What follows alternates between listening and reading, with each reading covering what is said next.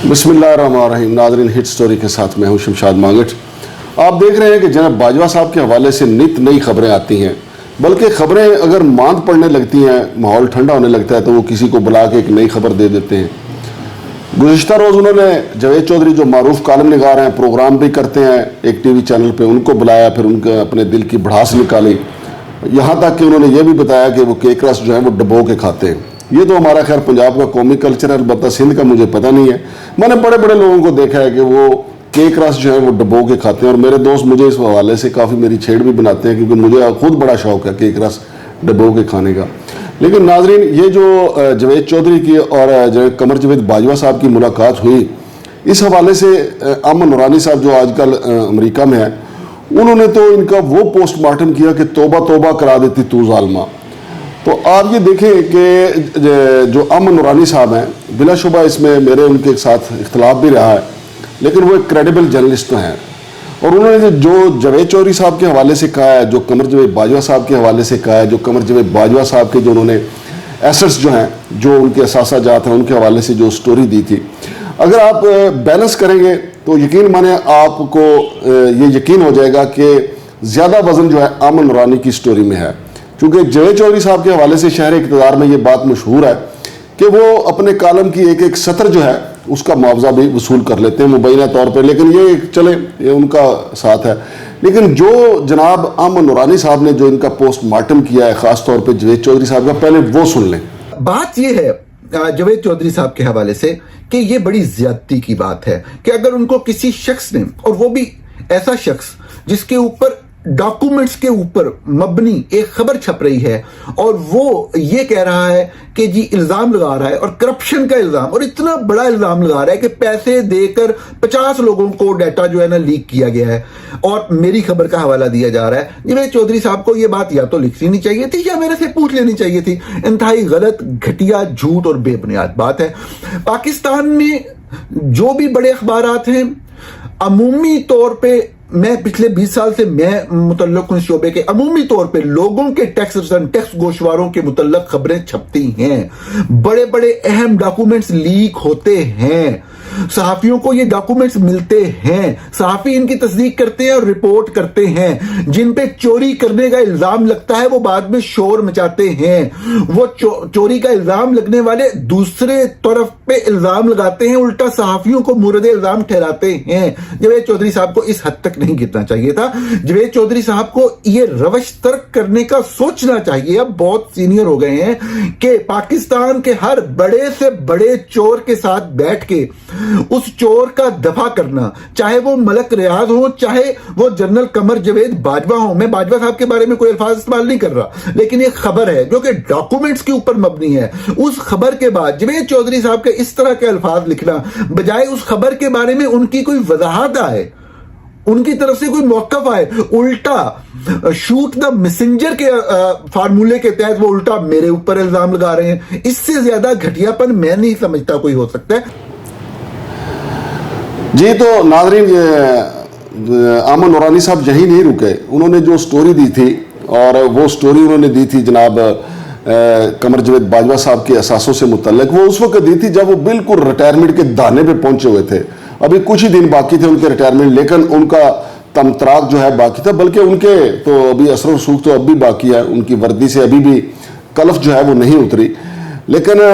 जनाब अमन नूरानी साहब ने वो स्टोरी दी, उस पर बड़ा तहलका बरपा हुआ, उनकी जो वेबसाइट है उसको पाकिस्तान में बंद कर दिया गया। लेकिन यहाँ भी वो रुके नहीं है, अगरचे जिन लोगों ने ये FBI से ये डाटा लीक किया था उसमें कुछ लोगों को गिरफ्तार किया गया, कुछ के खिलाफ तहकीकात जारी हैं, 2 लोगों का 164 के तहत बयान भी रिकॉर्ड हुआ है। लेकिन अब जो होना था, जो नुकसान होना था, जो बाजवा साहब के हवाले से, उनके सासों के हवाले से जो स्टोरी आना थी वो आ चुकी है।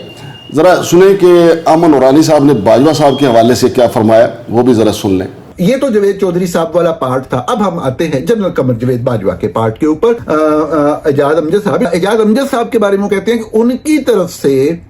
जनरल बाजवा साहब की अहलिया यानी मोहतरमा आयशा अमजद साहबा को जो भी जायदाद मिली वो सारी बच्चों की तालीम पे लगा दी। तो यानी एक चीज तो क्लियर हो गई कि एजाज अमजद साहब की तरफ से कुछ भी नहीं मिला, मतलब जो मिला था, जो अब तक मिला है अब तक, वो सारा बच्चों की तालीम पे लग गया। کہ چونکہ اعجاز امجد صاحب نے تو کچھ دیا نہیں، ان کو اپنی طرف سے تو بالکل معمولی سی جو ہے، ان کے والد صاحب کرنل تھے جب ان کا انتقال ہو گیا، تو جو معمولی سی ان کو زمین ملی،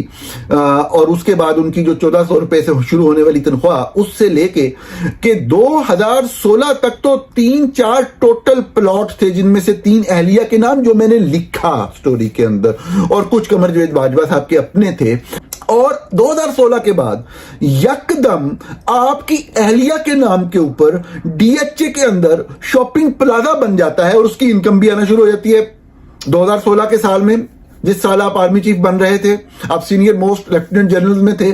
تو آپ کو یہ انکم آنا شروع ہو جاتی ہے وہاں سے کمرشل پلازے کی۔ پھر ایک کے بعد ڈی ایچ اے کے اندر، کسی عام جگہ پہ کمرشل پلازے کی بات نہیں ہو رہی، ڈی ایچ اے لاہور کے اندر پاکستان کی پرائم پراپرٹی میں آپ کا کمرشل پلازا ایک اور کمرشل پلازا بن جاتا ہے۔ پھر آپ کے وہاں پہ کمرشل پلاٹس آنا شروع ہوتے ہیں، پھر آپ کا کراچی میں فارم ہاؤس آنا شروع ہوتا ہے، پھر آپ کراچی میں ایک لگژری اپارٹمنٹ خرید لیتے ہیں۔ آپ کی وائف جو ہے، آپ کی اہلیہ کی بات ہو رہی ہے، ابھی میں صابر حمید والی سائٹ پہ آتا ہوں، اور جو فارم ہاؤسز ایڈ ہوتے ہیں، اور جب پھر 2020 میں پہنچتے ہیں تو اسلام آباد میں گلبرگ گرینز کے اندر 2 اکٹھے جو فارم ہاؤسز جو آپ کو ملتے ہیں 15-15 کروڑ کے، جن کی آپ قیمت صرف 5-5 کروڑ لکھتے ہیں، تو یہ کیسے فورنزک آڈٹ جو ہے وہ پاکستانی قوم کو یہ بتائے گا تو کہ آپ سینئر جرنیل بن کے یہ سارا کچھ 6 سالوں کے اندر آپ ایک network of farm houses of plots in D H As and بہت بڑے بڑے محلات، اور آپ نے یہاں پہ لکھوایا ہوا ہے کہ آپ کی اہلیہ نے ایک گھر بنوایا ہے تو آپ اس کے اندر رہ رہے ہیں، جو چھوٹا سا گھر ہے، جبکہ جو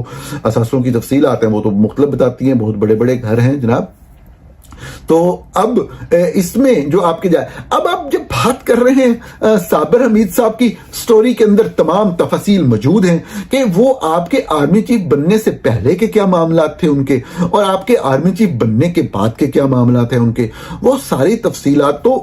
جو خبر تھی اس کے اندر موجود ہیں کہ 2 نومبر 2018 کو آپ کے بیٹے سعد باجوہ کی شادی ہوتی ہے، اس سے صرف 9 دن پہلے ڈی ایچ اے گجرانوالہ کے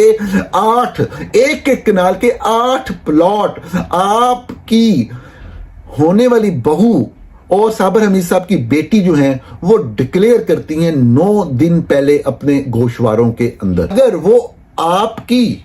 ہونے والی بہو کے نام پہ وہ والے پلاٹ آ گئے